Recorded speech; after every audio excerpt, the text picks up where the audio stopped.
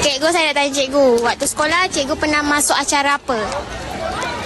Sekolah menengah tak ada. Sekolah rendah. Lompat tinggi. Walaupun saya pendek, kalau saya lepas lagi satu palang tu, saya pecah rekod sekolah. Tapi tak dapat. Cikgu, saya nak tanya cikgu. Hari ini rumah sukan apa paling semangat? Rumah hijau.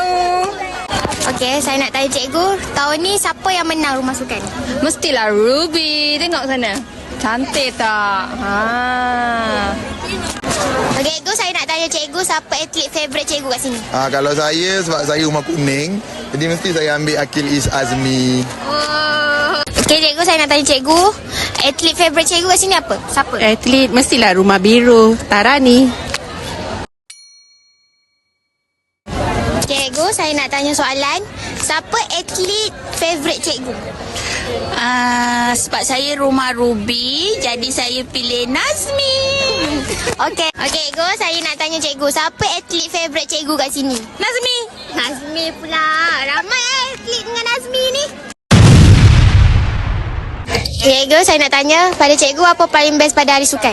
So, bagi saya, apa yang best pada sukan adalah semangat, kerjasama dan juga kesukanan yang boleh kita nampak daripada murid-murid serta guru-guru. Sebagai contoh, saya, Cikgu Asikim, Cikgu Grace, Cikgu Shalini stay back sekolah sampai pukul 9-10 malam. So, itu yang paling best. Kita akan bersatu padu untuk menyiapkan rumah sukan kita. Sebagaimana contoh, Rumah Ruby. Tengok cantik tak? Bye. Okey, Ustaz, saya nak tanya Ustaz. Rumah sukan mana yang tahun ni menang? Okay, seperti sedia maklum bahawa kalau tengok potensi, saya yakin dan percaya rumah sukan saya sendirilah, Sepaya. Sepaya is the champion. Okay, sokong semua. Cikgu, saya nak tanya ni. Apa tu? Okey, waktu dulu cikgu masuk acara apa?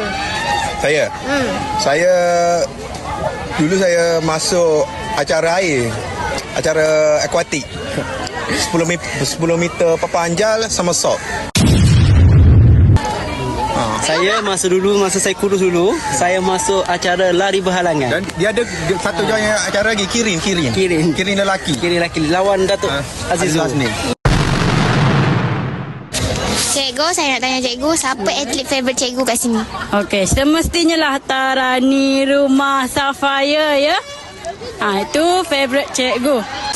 Okey, aku nak tanya korang siapa atlet favourite korang kat sini Azrin.